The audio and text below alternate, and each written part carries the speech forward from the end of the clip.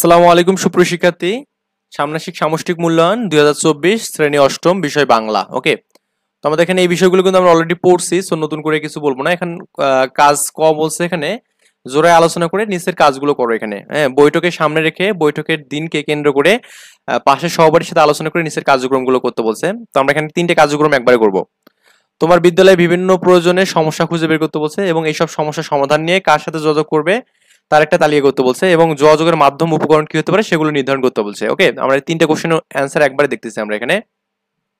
এখানে দেখুন আমাদের বিদ্যালয়ের বিভিন্ন সমস্যাগুলো হলো বিদ্যালয়ের পর্যাপ্ত বই নেই পাঠাগারে, রিডিং ক্লাব নেই এখানে, তারপরে আমাদের এখানে বিদ্যালয়ে খেলার মাঠে সংস্করণ করা উচিত, বিদ্যালয়ে বিজ্ঞানাগারের পর্যাপ্ত উপকরণ নেই এখানে, তারপরে এখানে বিদ্যালয়ের কম্পিউটার ল্যাবে উন্নত মানের কম্পিউটার নেই এখানে। ওকে, তো তারপরে হচ্ছে সমস্যাগুলো নিয়ে যার সাথে আলোচনা করবো, যেমন আমাদের প্রধান শিক্ষক, মানে 2 নম্বর কোশ্চেন এটা, প্রধান শিক্ষক, তারপরে এখানে কি বিদ্যালয় পরিচালক কমিটি সভাপতি, তারপরে বিদ্যালয়ের সচেতন অভিভাবক কমিটি। ওকে, তো এগুলোর জন্য উপকরণ কোনগুলো হবে? এখানে উপকরণ হচ্ছে আমাদের এখানে প্রাথমিক মাধ্যম হচ্ছে মৌখিক যোগাযোগ, উপকরণ হচ্ছে সরাসরি কথা বলা বা মোবাইলে কথা বলতে পারেন। দ্বিতীয় হচ্ছে মাধ্যম হচ্ছে কি লিখিত, এটা আবেদনপত্র বা চিঠির মাধ্যমে বা দেওয়ালিকা পত্রিকা ইত্যাদির মাধ্যমে করতে পারি। ওকে, এই কাজগুলোর মধ্যে আমি যেসব বের করেছি এবং আমার বন্ধু যেসব করেছে সেটা আমরা এখানে দিয়েছি একটা জাস্ট নমুনা।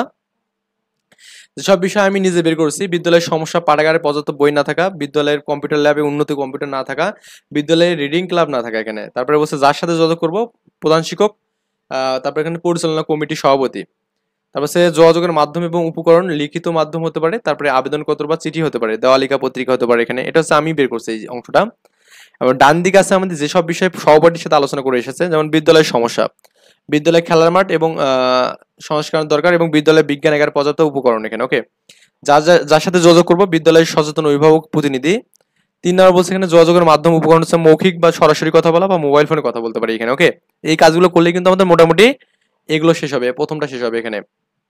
এরপরে আমাদের বলছে এখানে নমুনা অ্যান্সার 2 বলছে তালিকা থেকে যে কোনো একটি প্রয়োজনীয় সমস্যা নিয়ে 2টি যোগাযোগ নমুনা তৈরি করো এবং নমুনা 2টি, একটি হবে মৌখিক যোগাযোগ, আরেকটা হচ্ছে লিখিত যোগাযোগ, এবং এই নমুনা 2টি হবে তোমার তালিকায় যে কোনো 2টি ব্যক্তিকে ঘিরে। তো আমি এখানে এইটার অ্যান্সারটা আমরা এবার দেখতেছি এখানে। ওকে, আমরা এটার অ্যান্সারটা দেখি এখানে। তো অলরেডি আমি এটা দাগাই ফেলছি অলরেডি। তো উত্তর 2 এখানে বন্ধুর সাথে আলোচনা করে উঠে আসা বিষয়সমূহ এখানে। ওকে, আমার বন্ধুর বাছাই করা ব্যক্তি হলো হচ্ছে একজন প্রধান শিক্ষক আর একজন কি আমাদের এখানে সভাপতি আর কি। যোগাযোগের মাধ্যম হিসেবে প্রধান শিক্ষক মহোদয়ের কাছে লিখিত মাধ্যমে আবেদনপত্র লিখবো এবং আবেদন পত্র বিদ্যালয়ের পাঠাগারে পর্যাপ্ত বই না থাকা নিয়ে এবং পর্যাপ্ত বই সংগ্রহের জন্য আবেদন করবো এখানে। ওকে, সভাপতি মহোদয়ের সাথে সরাসরি কথা বলবো, সরাসরি তাকে সমস্যাটি বুঝিয়ে বলবো এবং কথা বলার সময় অবশ্যই আমার সর্বনাম ব্যবহার করবো এখানে। ওকে, তো নমুনা অ্যান্সার আমি এখানে প্রথমত দিচ্ছি এখানে বিদ্যালয়ের শিক্ষকের কাছে আবেদন লিখবো এখানে, তারিখ 3/2/2023, বরাবর প্রধান শিক্ষক ক উচ্চ বিদ্যালয় ঢাকা, বিদ্যালয় পাঠাগারে পর্যাপ্ত বই সংগ্রহের আবেদন এখানে। ওকে, মহোদয় যথাবিধি সম্মান প্রদর্শন পূর্বক এই যে আমি আপনার বিদ্যালয়ের অষ্টম শ্রেণীর শিক্ষার্থী, আমরা লক্ষ্য করছি আমাদের বিদ্যালয়ের পাঠাগারে পর্যাপ্ত বই নেই এখানে। তো আমাদের মধ্যে গবেষণা এবং জ্ঞান চর্চা আরো বৃদ্ধি করার জন্য আমাদের কিছু বিজ্ঞান ভিত্তিক বই দরকার। আমাদের বিদ্যালয়ে যেসব শিক্ষার্থীর জন্য পর্যাপ্ত পরিমাণ বই, বিশেষ করে বিজ্ঞান ভিত্তিক বই আমাদের পাঠাগারে নেই। তো আমাদের গবেষণা ও বিজ্ঞান চর্চা বৃদ্ধি করার জন্য আমাদের বইগুলো অত্যন্ত প্রয়োজন এখানে। তারপরে দেবেন এখানে অতএব মহোদয়ের সমীপে অষ্টম শ্রেণীর সকল শিক্ষার্থী বিনীত নিবেদন এই যে আপনাদের আমাদের শিক্ষার উন্নতি এবং প্রতিভা বিকাশের জন্য আমাদের এখানে পাঠাগারে বই লাগবে বা বই সংগ্রহ করতে বাধিত করবেন এখানে। নিবেদন আপনার একান্ত অনুগত শিক্ষার্থীবৃন্দু অষ্টম শ্রেণী ক বিদ্যালয়। আর 2 নম্বর হচ্ছে আমাদের এখানে কি করছি, সভাপতির সাথে আমি এখানে কথোপকথন করছি। প্রথমে শিক্ষার্থীকে সালাম দিয়েছি, আসতে পারি বলছি, তারপরে সভাপতি ওয়ালাইকুম আসসালাম, আসো আসো তোমার জন্য অপেক্ষা করছিলাম। শিক্ষার্থী বললো এখানে আমাদের বিদ্যালয় পাঠাগারে বই সংগ্রহের জন্য কিছু কথা বলতে চাইছিলাম। সভাপতি বলেছে অবশ্যই, তোমাদের কথা শোনার জন্য আমি বসে আছি, তোমাদের উন্নত হোক আমিও চাই।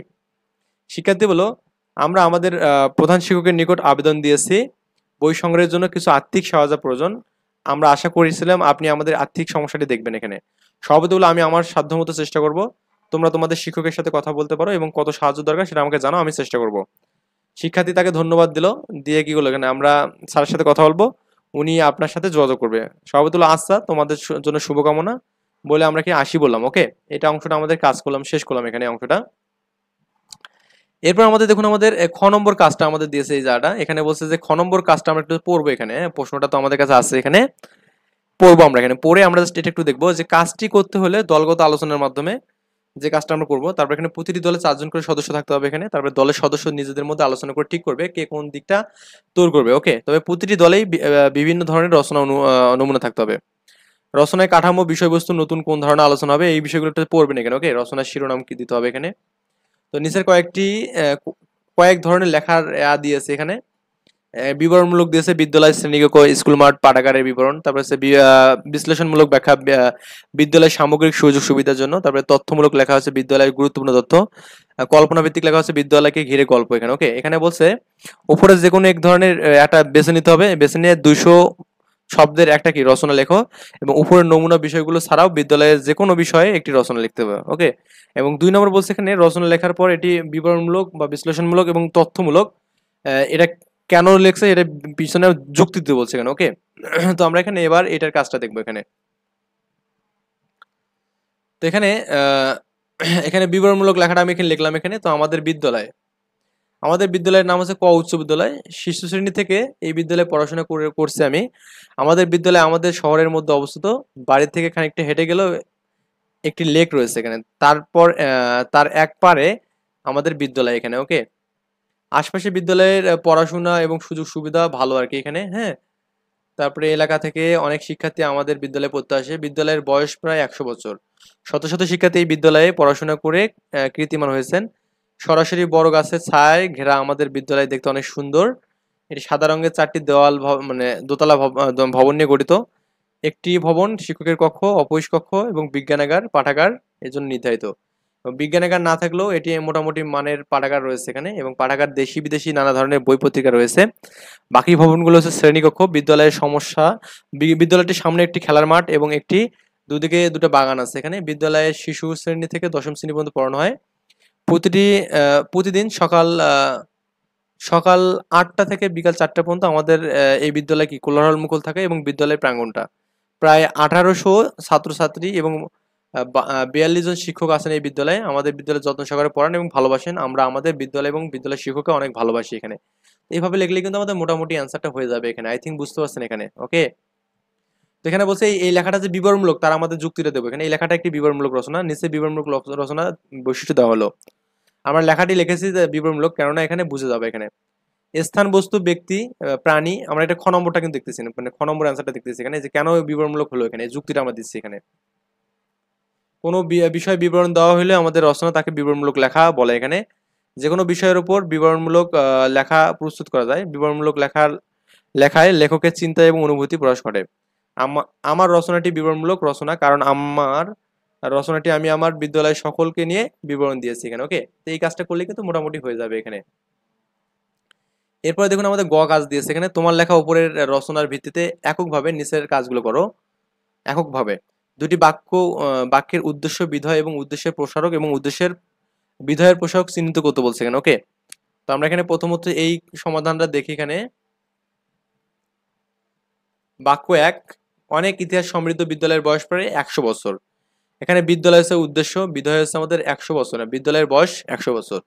উদ্দেশ্য প্রসারক হচ্ছে কি অনেক ইতিহাস সমৃদ্ধ বিদ্যালয়, এবং কি বয়স প্রায় 100 বছর, এটা হচ্ছে বিধায়ক প্রসারক এখানে। ওকে, বাক্য 2, সারি সারি বড় গাছের ছায় ঘেরা আমাদের বিদ্যালয় দেখতে অনেক সুন্দর। এখানে উদ্দেশ্য হচ্ছে আমাদের বিদ্যালয়, বিধেয় হচ্ছে কি অনেক বেশি সুন্দর।